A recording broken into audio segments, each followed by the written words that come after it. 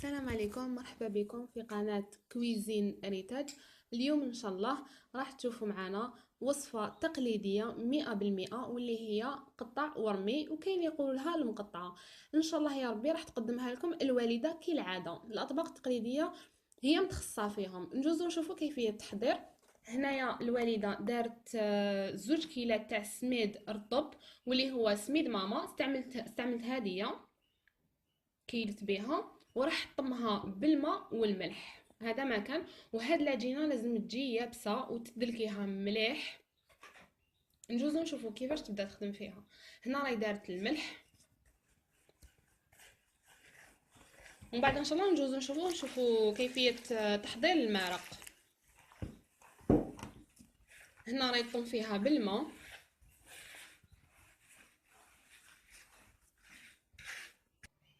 هاي ليك هنايا راهي طمتها كما قلت لكم، تكون العجينه يابسه ماشي طريه. من بعد ان شاء الله راح تشوفوا المراحل كيفاش تفتحها كيفاش نخدموها باذن الله. هي للمبتدئات قالت لكم الوالده استعملوا بالكيل ماشي عينك هي ميزانك. كما تعرفوا كامل الكبار تاع بكري عندهم يستعملوا هاد الطريقه، تقول لك عينها ميزانها وتشوف. انا الوالده استعملت هاد تاع غرفيه تاع الشوربه، بنينه بزاف وحاجه. هاي ليك بعد ما طمتها تحصلوا على عجينه لازم تكون يابسه. هي لاباط تنطم عادي كيما تاع المسمن، برك وشنو تكون يابسه وتبداي تفتحي فيها على سميد رطب عادي. كيما كانت قالت لكم من قبل تستعمل هي دائما سميد ماما. بهذه الطريقه تفتحيها بالحلال، ولازم لاباط تفتحيها رقيقه بزاف.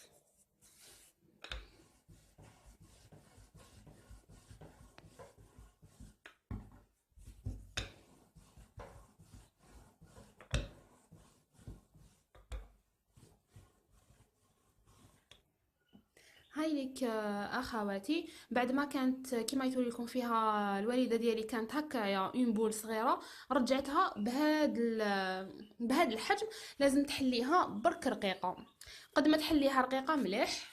نوريكم برك السمك تاع العجينه. ها هي رقيقه، حليتها بالسميد ودوكا راح ترشها بالسميد من الفوقه وتروليها كيما البسكوي غولي، ديرها بودان رقيق ومن بعد تقطعها. هاي ليك اي دارت سميد اي ترش فيها بالسميد من الفوقه. نسي برك نوصل لكم الصوره مليح باش تشوفوا.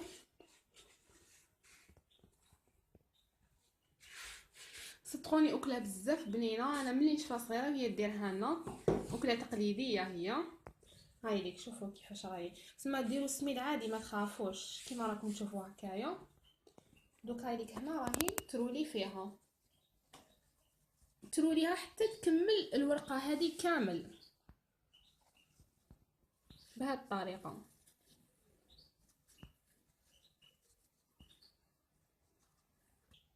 هاي ليك اخوات راهي دوكا ترولي فيها. قالت لكم حاجه برك كي تكونوا ترولوا فيها ما تخلوهاش مرخيه. كي ترخى لكم البوده زيروا هكا مليح ودوروها بهذه الطريقه كيما راهي دير هي.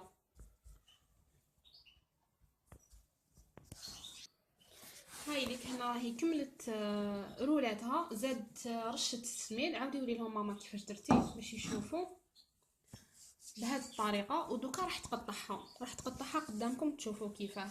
بعدين نجوزوا للمراحل الثانيه باش تشوفوا كيفيه تحضير المرق. بهذه الطريقه قطعوها رقيقه ما تكونش خشينه. شوفوا السمك شحال راهي دير هي.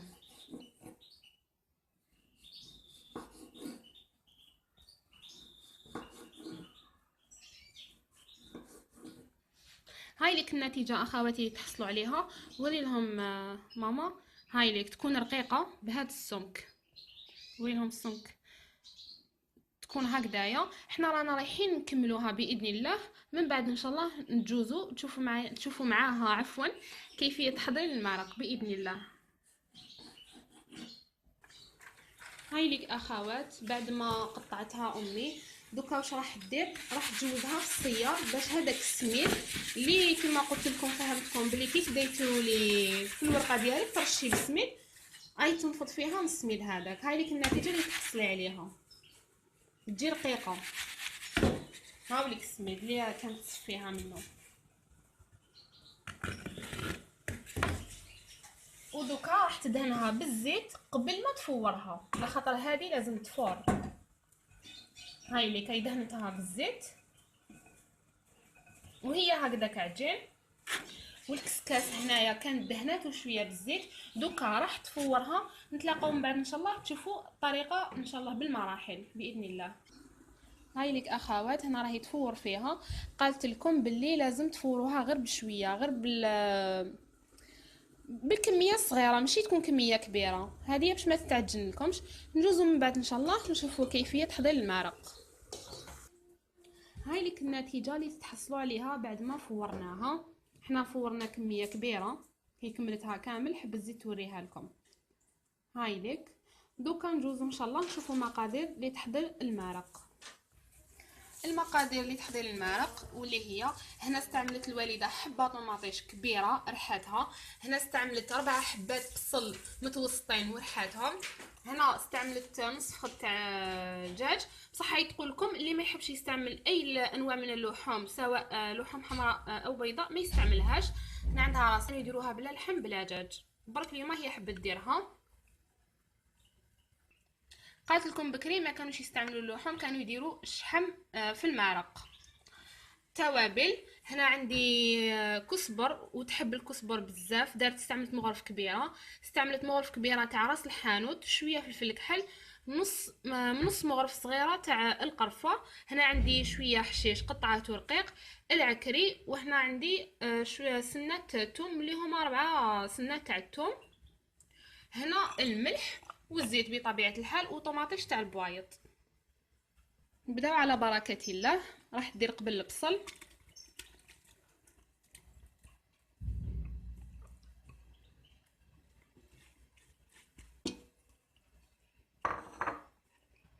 هنا دارت طماطم.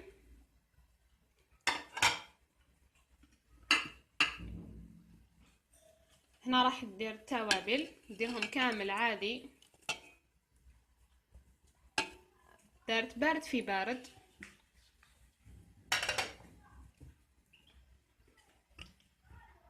الزيت حوالي 4 مغارف. هنا دارت الدجاج. والحار راح تخليه هو الاخر كي طيب المرقه باش ديرو. دوكا راح تحمسهم على نار قليله، من بعد ان شاء الله تشوفوا النتيجه اللي تحصلوا عليها كيفاش راح تمرقها. هنا هاي اللي راهي دارت ملعقه اكل تاع طماطم مصبره، راح ديرها وتخليها تتحمس على نار قليله. من بعد ان شاء الله تشوفوا كيفاش راح تمرقها. هنا راهي رايحه تزيد الحميصه. الحميصه كانت مشمختها من قبل، يعني طيبه. ودوكا راح تخليها تتجمر مليح، من بعد ان شاء الله تمرقها. هنا خلاتها تجمرت مليح، ودوكا راهي مرقتها. راهي رايحه تخليها تطيب على نار قليله. كي تطيب ان شاء الله راح نجوزو للمرحله الاخيره تشوفوا كيفاه. هاي لك اخوات، المرق راهو جاهز طاب. خلاته طاب مليح، ما يكون ثقيل ما يكون خفيف. نجوزو للمرحله الاخيره كيفاش راهي رايحه ديرها.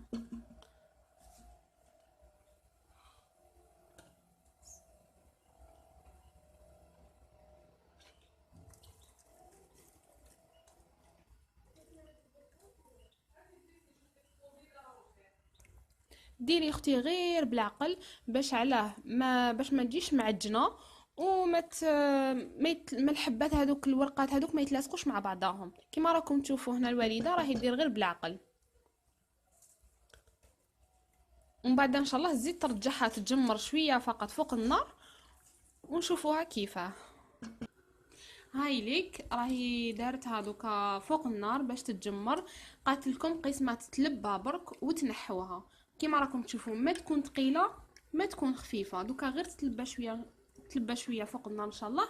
راني راح نوريها لكم في طبق التقديم. غير تغلي ان شاء الله.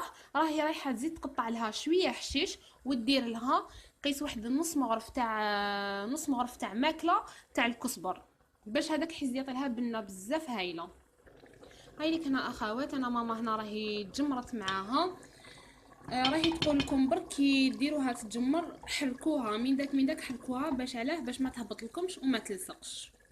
فوالا، دوكا نشوفوها ان شاء الله في طبق التقديم. طبقنا اليوم راهو جاهز، واللي هو قطع ورمي، ولا كاين اللي يقولوا لها المقطعه. كان من تقديم الوالده ربي يحفظها ان شاء الله. في الاخير قالت لكم زينوها برك بشويه حشيش. وان شاء الله يا ربي تكون عجبتكم الوصفه تاع نهار اليوم، وتكون نالت اعجابكم. ادعوا لها بدعاوي الخير. انا برك نوري لكم كيفاش النتيجه تكون. هاي لك النتيجه، يعني ما شاء الله في المذاق صدقوني هايله. ربي ان شاء الله يحفظ لي امي وجميع الامهات المسلمين يا ربي. ما تنسوناش ابوني للقناه بليس انجام، وبقوا على خير.